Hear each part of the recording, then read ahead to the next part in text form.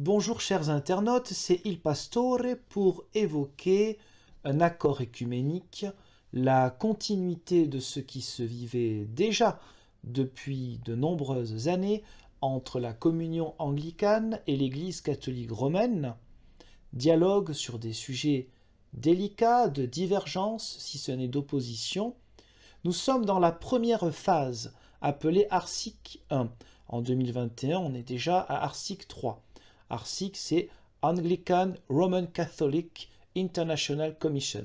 Désolé pour l'accent, donc ça donne en français, l'acronyme donne Arsic. Là, c'était la première phase. Et le thème que nous abordons rapidement, ce document s'intitule Document de Venise, septembre 1976, l'autorité dans l'Église, numéro 1, car il y aura encore un texte un peu plus tard qui reviendra sur cette question de l'autorité dans l'Église. Donc nous poursuivons nos dialogues œcuméniques et comme toujours, je rappelle qu'il ne s'agit pas d'un cours de théologie, mais plutôt de quelques points qui sont mis en exergue pour montrer le sérieux du dialogue œcuménique et montrer un petit peu à quoi ça ressemble. Et finalement, l'importance de la théologie, l'importance de connaître sa propre identité et l'enrichissement que constitue la connaissance et le partage de l'identité chrétienne des autres chrétiens appartenant à des églises différentes. Le point numéro 3.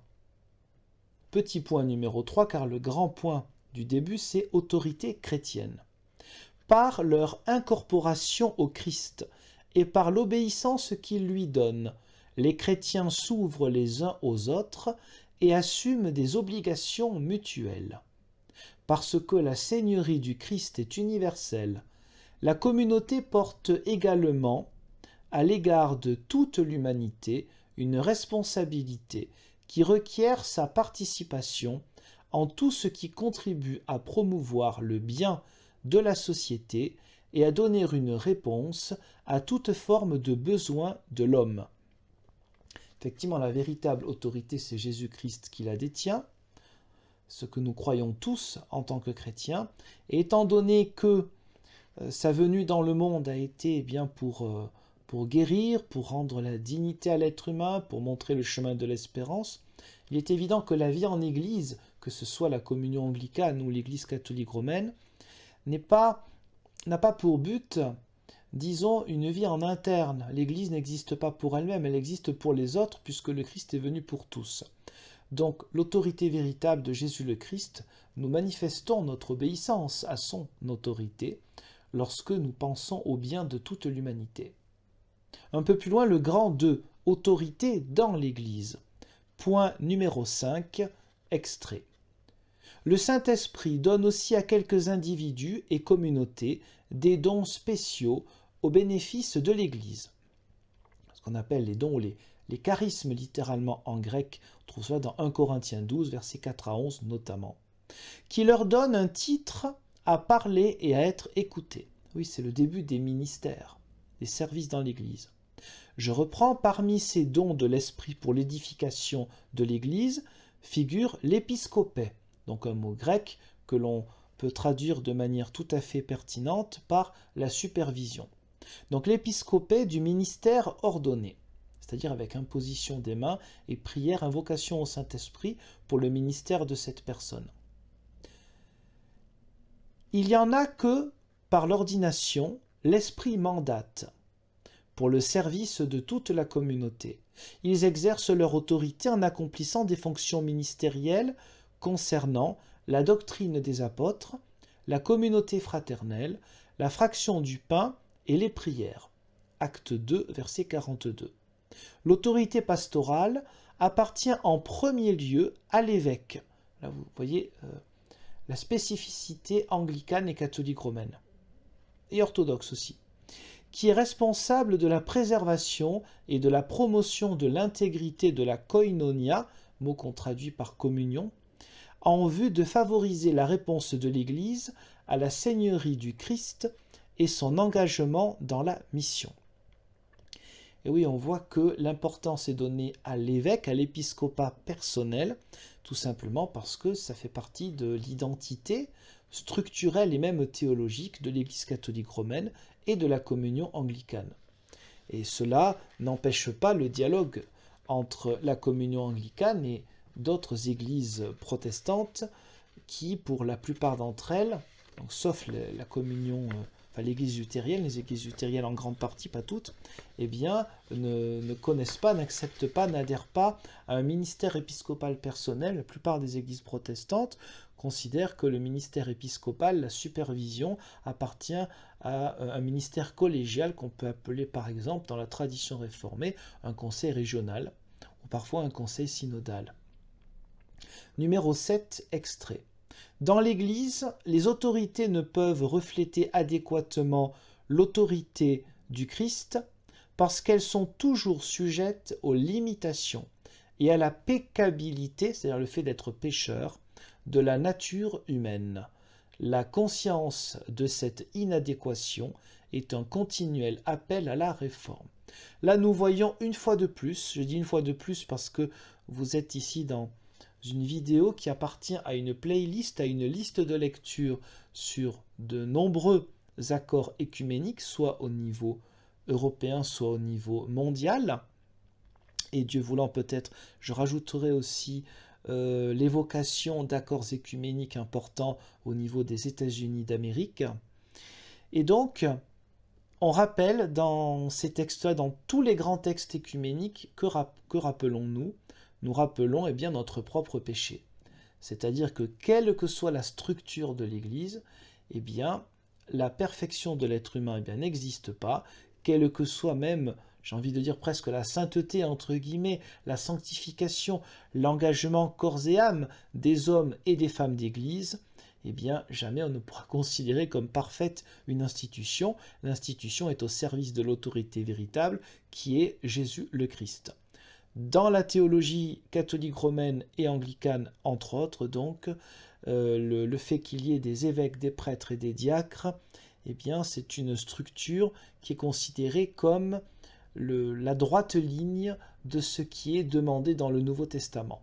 Grâce aux accords écuméniques, le fait de considérer ce triple ministère d'évêques, prêtres et diacres comme on va dire, comme n'étant pas une option, grâce au dialogue écuménique, ça n'empêche pas de considérer les églises chrétiennes qui n'ont pas la même théologie et pas la même forme d'institution comme tout à fait en adéquation quand même avec le Nouveau Testament, pour la bonne et simple raison que dans le Nouveau Testament, les choses ne sont pas du tout évidentes et claires quant à cet aspect qui plus tard est devenu hiérarchique, cet aspect du ministère épiscopal personnel, ou de prêtre ou de diacre, comme s'il y avait une forme de hiérarchie dans un sacrement ou acte sacramentel de l'ordre. C'est pas tout à fait la même chose. Donc voilà, l'identité, lorsqu'elle se retrouve en proximité avec une autre église, bien sûr, cela est mis en avant, c'est normal, pour pouvoir avancer avec plus de facilité, mais la proximité sur ces questions épiscopales n'empêche pas, je le rappelle, le dialogue avec les autres églises qui ne partagent pas cette théologie ou cette structure. Grand 3, autorité dans la communion des églises. Paragraphe numéro 8, extrait. L'unité des communautés locales, sous l'autorité d'un évêque, ça des diocèses par exemple, constitue ce que dans nos deux communions, nous entendons désigner communément par une église locale, bien que cette expression soit parfois utilisée d'autres manières. Oui, la question du vocabulaire est toujours très importante, car de mêmes mots peuvent désigner des choses différentes et inversement. Une église locale, quelqu'un qui serait membre d'une église de tradition réformée, pour lui, eh bien, c'est la paroisse. Paroisse est un terme qui conviendra plus à la tradition luthérienne ou anglicane. Le ministère épiscopal de supervision dans un monde réformé ou presbytérien, c'est au niveau local. Ce sont les anciens, le conseil presbytéral qui vit ce ministère de supervision de l'église locale. Pour ce qui est de la région, eh bien c'est le conseil régional. Et pour ce qui est du national, entre deux synodes qui sont les véritables lieux de l'exercice de l'autorité nationale, c'est le conseil national qui donc permet d'avoir une forme de lien et de supervision nationale. Mais l'Église locale, là, c'est vu différemment dans le monde anglican et catholique romain. Ça peut être le diocèse, car c'est autour de l'évêque, autour de celui qui supervise, eh bien, que se vit l'Église. Puisque chaque évêque doit faire en sorte que sa communauté locale soit spécifiquement chrétienne, il doit la rendre attentive à la communion universelle dont elle est une partie. L'évêque est l'expression de cette unité de son Église avec les autres. Ceci est symbolisé par la participation de plusieurs évêques à son ordination. Alors évidemment, pour la communion anglicane, c'est une communion mondiale. Pour ceux qui ont des évêques chez les luthériens, ça se passe par pays, même s'il y a une fédération luthérienne mondiale. Pour les anglicans, c'est un système mondial, comme l'Église catholique romaine. Du coup, cela peut être vu à la fois d'un aspect un petit peu, entre guillemets, négatif, comme centralisé, mais d'un autre côté, une forte unité qui permet de ne pas oublier les frères et sœurs dans le monde entier. Ça ne veut pas dire qu'on les oublie quand on n'a pas des évêques. Mais le fait qu'il y ait ce côté juridiction mondiale, service mondial, fait qu'il y a plus de facilité à vivre la catholicité, l'universalité de l'Église, dans la communion anglicane comme dans l'Église catholique romaine. Toujours des choses intéressantes à voir chez les autres. Numéro 9, extrait. Les décisions de ce qui a traditionnellement été appelé un concile écuménique sont obligatoires pour toute l'Église. Celles d'un concile ou d'un synode régional n'obligent que les églises qu'ils représentent. De tels décrets doivent être reçus par les églises locales comme exprimant la pensée de l'Église.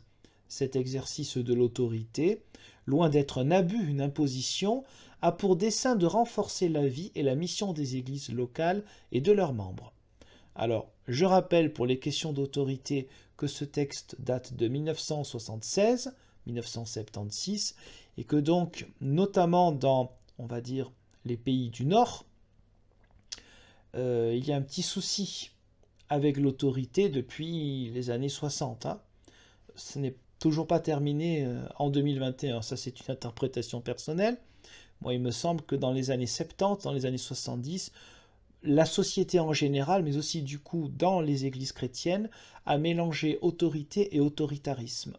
Ce qui me semble expliquer, entre autres choses, pourquoi il y a ici l'importance de rappeler ce qui, à mon sens, est évident, c'est que lorsqu'on prend des décisions, bah oui, on écoute les décisions, on les applique.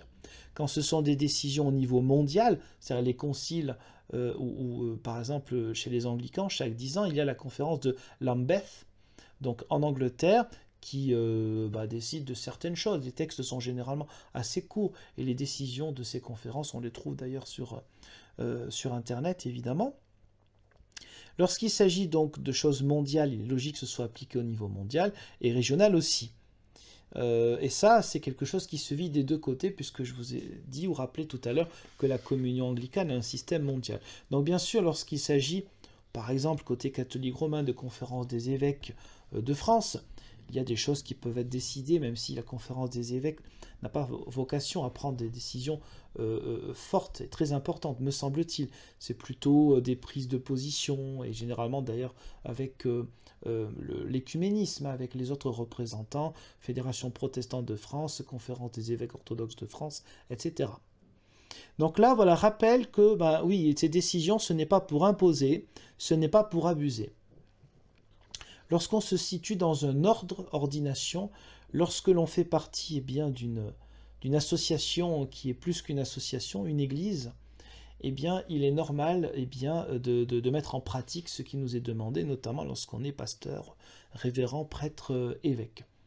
Après, évidemment, on peut être plus ou moins d'accord, mais lorsqu'on s'engage dans cet ordre-là, d'où le mot ordination, qui ne signifie pas que ce soit en tant que tel un sacrement, en théologie protestante, en théologie anglicane, c'est un peu plus nuancé, et d'un certain point de vue d'une théologie luthérienne, un point de vue très étiré quand même vers le catholicisme romain, oui, lorsqu'on fait partie d'un ordre, on accepte les règles et on les met en pratique. On a des droits et on a des devoirs. on a une autorité qu'on ne possède pas, elle nous a été déléguée par d'autres, eh bien nous sommes censés respecter les choses que nous votons ou que d'autres ont pu voter aux synodes nationaux ou au concile.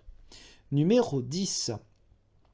Tôt dans l'histoire de l'Église a été assigné aux évêques des sièges plus importants, une fonction de surveillance des autres évêques de leur région.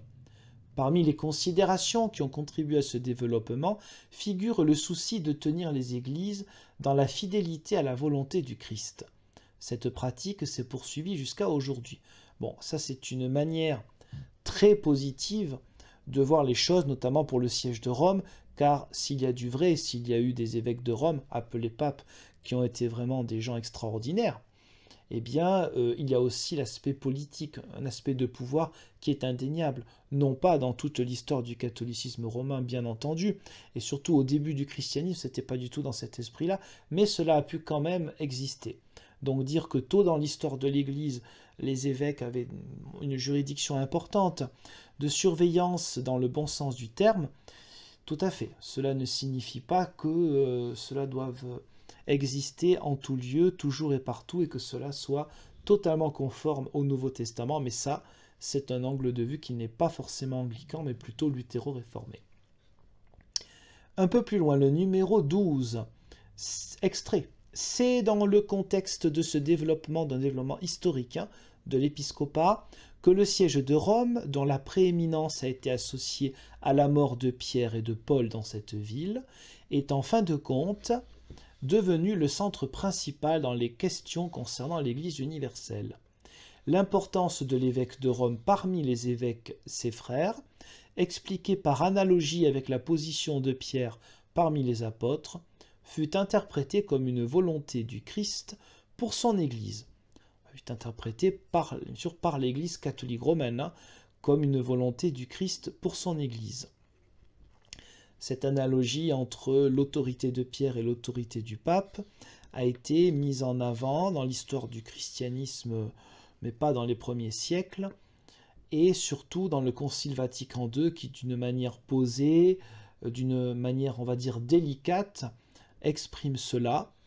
Les anglicans ont une grande ouverture d'esprit parce que cette analogie, bibliquement, est quand même un peu, voire beaucoup, tirée par les cheveux, mais il est vrai qu'il faut reconnaître que l'exercice du ministère, on va dire, particulier du pape de Rome, de l'évêque de Rome, patriarche latin, depuis Jean XXIII, est un exercice qui est marqué par une ouverture sincère, réelle, et sans doute sans mauvaise pensée de récupération envers les chrétiens non catholiques romains.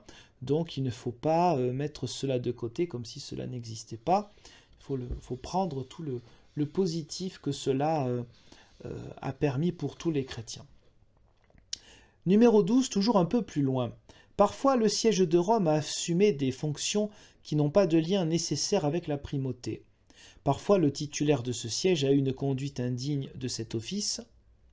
Parfois, l'image de cette fonction a été obscurcie par les interprétations qu'on en a faites. Parfois encore, des pressions extérieures en ont rendu presque impossible l'exercice propre. Cependant, la primauté, justement comprise, implique que l'évêque de Rome exerce sa surveillance dans le but de garder et de promouvoir la fidélité de toutes les églises envers le Christ et des unes envers les autres, c'est-à-dire de toutes les églises locales.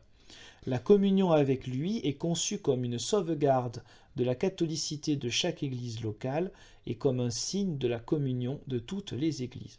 Donc ça, encore une fois, on est dans, je dirais, dans l'esprit, à mon sens, le véritable esprit de Vatican II, parce que ce terme, vous savez, esprit de Vatican II, est parfois utilisé pour tout et n'importe quoi. À mon sens, on est véritablement dans l'esprit de Vatican II quand le catholicisme romain lui-même se comprend, se définit, se propose en discussion aux autres de la manière la plus épurée possible, avec une interprétation de sa propre identité qui soit toujours avec une porte ouverte ou entr'ouverte sur la possibilité d'une plus grande unité avec les autres. Ce qui est complexe, ce qui n'est pas simple à faire, il faut quand même le dire, il faut le reconnaître. Après, interprétation personnelle, cela va à l'encontre aussi de la réalité, sur certains points. Je m'explique. Le signe de communion de toutes les églises, mais en dehors de la papauté, au XIXe et surtout au XXe siècle, et avant Vatican II et en continuant après, eh bien, une unité plus forte du christianisme a pu être entreprise, vécue et consolidée entre des églises non catholiques romaines, entre anglicans, luthériens, réformés, de l'avancée avec les baptistes, les méthodistes, une partie des pentecôtistes, les vieux catholiques, tous les orthodoxes, l'église apostolique arménienne, etc. En dehors du siège de Rome, il y a eu, certes c'est récent, mais il y a bien eu, en dehors du siège de Rome, une grande proximité et une unité grandissante, exponentielle même, aurais-je envie de dire, entre des églises non romaines, et donc le siège de Rome n'est pas en lui-même forcément le signe d'une communion. Et deuxièmement, on pourrait dire que c'est l'exact opposé. C'est notamment à cause, pas seulement, en grande partie, mais à cause du siège de Rome et de certains papes, parfois eux-mêmes ne se rendaient pas compte de leurs actes, d'autres s'en moquaient, et bien que la division du christianisme a été accélérée. C'est en partie, pas seulement évidemment, en partie à cause du siège de Rome. Donc le langage qui est utilisé est un langage qui est, on va, marqué par une volonté sincère et mutuelle d'avancer malgré les difficultés de l'existence même de ce siège de Rome, qui n'aide pas forcément, et surtout d'une théologie de Vatican I, un petit peu, comment dire, apaisée, mais évidemment qui ne peut pas être enlevée par Vatican II. Vatican II qui a une vision beaucoup moins pyramidale de Vatican I, qui ne s'était pas exprimé, il n'en avait pas eu le temps, sur les évêques, les prêtres et les laïcs. Vatican II va faire cela entre autres choses, et permettre une vision, une identité de l'Église catholique romaine vue par elle-même, qui est beaucoup plus, si j'ose dire, horizontale que verticale. Donc cela a permis des avancées, mais il me semble que ce langage-là, cette manière de faire est un peu exagérée. Alors, un peu plus loin, le numéro 17. Parmi les facteurs historiques complexes qui contribuent à la reconnaissance des décisions conciliaires, un poids considérable a été attaché à leur confirmation par les principaux sièges, et en particulier par le siège de Rome, l'histoire des conciles des premiers siècles. Tôt, dans les premiers temps, d'autres églises locales ont recherché activement l'appui et l'approbation de l'église de Rome. Et au cours des temps, l'agrément du siège romain a été regardé comme nécessaire pour l'acceptation générale des décisions synodales en matière majeure d'intérêt plus que régional, et aussi en fin de compte pour leur validité canonique. En leur donnant son accord ou son désaccord, l'Église locale de Rome et son évêque remplissaient leurs responsabilités envers les autres églises locales et leurs évêques quant à la maintenance de toute l'Église dans la vérité. En outre, l'évêque de Rome fut aussi conduit à intervenir dans des controverses en matière de foi, le plus souvent pour répondre à des appels qui lui étaient faits, mais parfois aussi sur sa propre initiative. Donc ça aussi, c'est une vision de l'histoire qui est tout à fait juste, mais qui oublie aussi, même si ça n'a pas duré très longtemps, ce qu'on appelle le conciliarisme au XVe siècle, où l'autorité du concile, des conciles, était supérieure à la papauté, dans un contexte, faut-il le dire, très particulier, avec une concurrence de 2, si ce n'est 3 papes, l'un à Rome, qui était le faux, le vrai étant en Avignon à l'époque, et même un troisième à Pise. Donc l'histoire de l'évêché de Rome, l'évêque de Rome pour intervenir dans les controverses, oui, mais lorsque lui-même est un personnage ou une personnalité et un tempérament très controversé, si ce n'est quelqu'un d'affreux, mais le texte d'avant a bien dit qu'il y avait eu des gens qui n'étaient pas dignes de leur fonction, hein, c'est bien marqué dans ce texte-là. Alors qui a autorité pour considérer qu'il vaut mieux mettre de côté tel pape? Il n'y a pas eu d'autorité pour mettre de côté l'un des pires, hein, Alexandre VI, fin du XVe siècle. Donc est-ce qu'on peut considérer celui-là comme important pour la foi des autres églises. L'évidence est que non.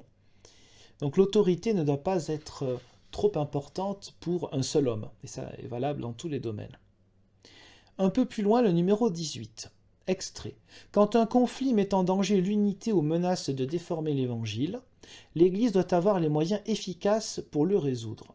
Dans nos deux traditions, l'appel à l'écriture, aux symboles de foi, aux pères et aux définitions des conciles de la primitive Église est considéré comme fondamental et normatif. Oui, tout cela nous réunit, je dis un nous, avec aussi les églises luthériennes et réformées, car l'appel à l'écriture pour nous c'est le cœur même, mais les symboles de foi tels par exemple le symbole des apôtres ou de Nice et Constantinople sont inscrits dans le marbre avec la confession d'Augsbourg côté luthérien, mais aussi comme héritage important, spirituel et théologique pour les confessions de foi réformées telles la confession de foi de La Rochelle 1559 qui marque l'identité des églises réformées de France, et cela est acté et actualisé, mais vu comme un héritage non négligeable par les textes importants de l'Église protestante unie de France, notamment dans son préambule, qui donc a marqué la naissance de l'union entre l'Église réformée de France et l'Église évangélique luthérienne de France en 2013. Donc tout cela existe aussi dans d'autres églises que l'Église romaine et l'Église anglicane. Mais les évêques ont une responsabilité particulière dans la promotion de la foi et le discernement de l'erreur. Et l'interaction de l'évêque et du peuple dans son exercice est une sauvegarde de la vie et de la fidélité chrétienne. Alors il est vrai qu'il est important qu'il y ait une incarnation. Cette incarnation, eh bien, se vit dans des ministères, des personnes qui sont ni pires ni meilleures que les autres, mais qui ont une autorité déléguée de par leur vocation, de par les études et de par le fait qu'ils ont été reconnus comme aptes à vivre ce ministère-là. Ça peut être l'évêque ou d'autres manières selon les églises, d'autres formes de ministère selon les églises. Grand 5, autorité conciliaire et primatiale, le primat. Dans chaque pays, primat des Gaules en France avec Lyon, ça existe aussi côté luthérien à Uppsala en Suède. Eh bien, c'est le primat de Suède, des 13 évêques de l'église de Suède, qui est une église luthérienne. Alors, extrait du numéro 19. Par le Saint-Esprit, l'Église s'engage dans ses jugements, reconnaissant qu'étant fidèle à l'Écriture et concordant avec la tradition, ils sont par le même esprit protégés de l'erreur. Ils n'ajoutent pas à la vérité, mais, bien que non exhaustif, ils clarifient l'intelligence que l'Église en prend. Donc ça, évidemment, toute Église chrétienne, même en dehors des anglicans et catholiques romains, eh bien, fait appel au Saint-Esprit pour les grandes décisions, que ce soit localement, que ce soit dans les grands synodes. Et personne ne veut ajouter à la vérité.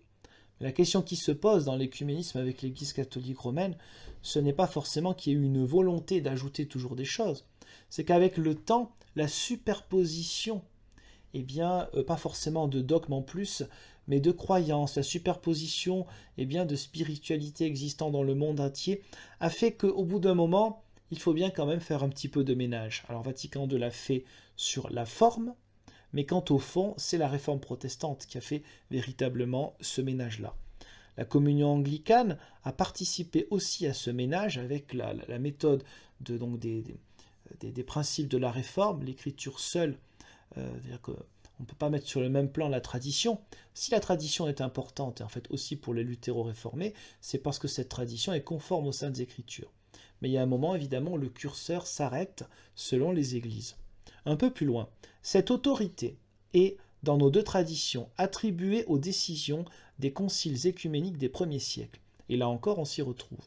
Parce que les 4 grands conciles, donc Nicée, Constantinople, Éphèse et Chalcédoine, donc entre 325 et 451 si je ne me trompe pas, cela est aussi évoqué dans la confession d'Augsbourg et je dirais indirectement quand même aussi dans la confession de foi de La Rochelle, donc chez luthériens et réformés. Donc là on a vraiment une tradition qui aussi nous unit, aussi luthéro-réformés avec les anglicans, l'Église catholique romaine et bien sûr l'Église orthodoxe qui reconnaît aussi les 4 et même d'autres, 3 autres encore, 4 premiers conciles importants du premier millénaire. Numéro 23, extrait. Le seul siège qui revendique la primauté universelle et qui l'a exercé et l'exerce encore est le siège de Rome, ville où sont morts Pierre et Paul. Il semble convenable ou approprié, selon les traductions de l'anglais, que dans toute éventuelle union future, une primauté universelle telle qu'elle vient d'être décrite soit exercée par ce siège. Donc là, il y a une description, je vais passer quelques extraits car je serai trop long, donc encore une fois, du siège romain tel qu'il se décrit depuis Vatican II, c'est-à-dire, et particulièrement avec le pape Paul VI et certaines de ses lettres encycliques, notamment, si je ne me trompe pas, celle de 1964, Ecclesiam Suam, que je sois l'Église, une vision vraiment de service et non plus d'impérialisme, d'autoritarisme, une sorte de monarchie absolue dans la pire des démonstrations qui a pu être celle de l'Église catholique romaine.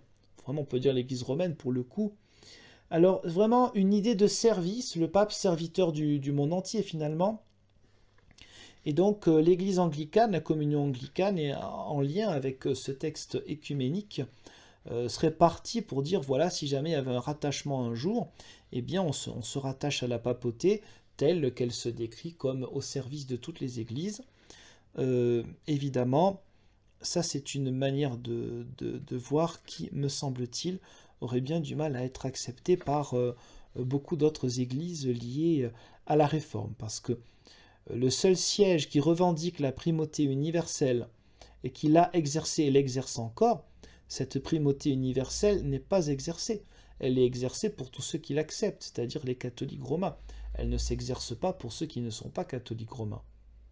Et encore, au sein de l'Église catholique romaine, elle s'exerce finalement pour ceux qui sont d'accord. Mais qui peut être totalement d'accord avec l'ensemble de dogmes et de croyances qui existent dans l'Église catholique romaine? Comme d'ailleurs dans n'importe quelle église, on ne peut pas être d'accord avec tout, on ne peut pas toujours être en lien ou être d'accord avec certaines décisions. Lorsque l'on est pasteur, prêtre, évêque, on doit être en accord avec ces décisions-là, c'est le respect des règles. Mais en son fort intérieur, on ne peut pas être toujours en accord total, c'est normal. Donc cette juridiction, elle existe uniquement pour ceux qui l'acceptent. Et que ce soit des sujets de dogme, des sujets au niveau des mœurs, de la morale, au sujet des ministères, au sujet même de l'écologie, de l'économie, il est évident que il ne doit pas exister un seul catholique romain qui soit totalement d'accord avec ce que dit ce siège de Rome, ce que disent les papes. Un peu plus loin, grand 6, problèmes et perspectives. Numéro 24, petit b. Le premier concile du Vatican de 1870-1870 parle de droit divin, entre guillemets, des successeurs de Pierre. Dans la théologie catholique romaine moderne, ce langage n'a pas une interprétation claire. Si on le comprend dans le sens d'une affirmation que la primauté universelle de l'évêque de Rome fait partie du dessein de Dieu en vue de la koinonia universelle, alors il n'y a pas là matière à désaccord entre anglicans et catholiques romains. Mais si l'on y impliquait en outre que pour autant qu'une église n'est pas en communion avec l'évêque de Rome, elle est considérée par l'église catholique romaine comme étant moins que pleinement une église, une difficulté demeurerait. Pour certains, cette difficulté serait éliminée par le simple fait de la restauration de la communion, mais pour d'autres, cette implication elle-même serait un obstacle à l'entrée en communion avec Rome. La question de la définition de l'Église, tout dépend aussi, comme toujours, de l'interprétation aussi du Concile Vatican II, qui parlera d'Église pour les Églises orthodoxes, reconnaissant pleinement leur ministère épiscopal, et de manière aussi réciproque, mais parlant de communauté ecclésiale pour les autres églises protestantes. Donc c'est un chemin qui est long, mais comme nous le savons, c'est bien l'Esprit Saint qui, depuis le départ, a permis ces dialogues, a permis des avancées, donc il n'y a pas de raison que les choses ne s'arrangent pas avec le temps. Petit c, les anglicans trouvent une grande difficulté dans l'affirmation que le pape peut être infaillible dans son enseignement. On doit cependant tenir présent à l'esprit que la doctrine de l'infaillibilité, donc le dogme de 1870, Vatican I, est environnée par de très rigoureuses conditions mentionnées par le premier concile du Vatican. Donc là, voilà, c'est tout à fait vrai, il suffit de lire le texte, on peut retrouver d'ailleurs tout ça sur le site du Saint-Siège, qui est en au moins plus d'une dizaine de langues. On peut retrouver toutes les décisions des conciles à travers l'histoire. Donc oui, ce dogme est très précis, mais bon, c'est pas parce qu'il est très précis qu'on y adhère. Hein. Mais il est vrai que l'interprétation qui a pu en être faite, volontairement ou involontairement, a fait que cela a donné, parfois par des catholiques très progressistes ou des non-catholiques romains, une image totalement idolâtre, une papolatrie à cause de ce genre de dogme, qui effectivement est une image erronée, parce que le texte est très précis. Après, ça n'empêche pas qu'on peut être en désaccord avec un texte très précis. Et que le désaccord n'empêche pas d'avancer dans l'unité des chrétiens. Numéro C, un peu plus loin. Même ainsi, les difficultés particulières ont été créées par les récents dogmes mariales, parce que les anglicans doutent qu'ils soient appropriés, ou même qu'il soit possible de les définir comme essentiels à la foi du croyant. Donc là, il fait référence aux deux grands dogmes de 1854, l'Immaculée Conception, et 1950, l'Assomption de la Vierge Marie. Petit d, la revendication que le pape possède une juridiction universelle immédiate, dont les limites ne sont pas clairement définies, est une source de crainte pour les anglicans, qui ont peur que la voie soit par là ouverte à son usage illégitime et incontrôlé. Néanmoins, la pensée du premier concile du Vatican est que la primauté papale ne soit exercée que pour maintenir et jamais pour éroder les structures des églises locales.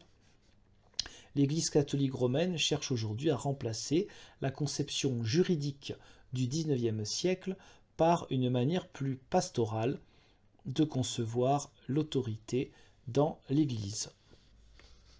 C'est ce que j'évoquais un peu plus tôt, entre le côté un petit peu vertical et extrêmement hiérarchique du XIXe siècle, qui s'accompagnait aussi avec un contexte politique très compliqué et finalement une chute du pouvoir temporel, du pouvoir politique du pape, avec l'annexion du petit reste des États pontificaux en septembre 1870, et du coup l'achèvement très rapide, soudain, du premier concile du Vatican par ailleurs, et une conception plus horizontale, plus fraternelle, où l'autorité est vraiment dans le sens du service, donc avec les années 60 et le Concile Vatican II.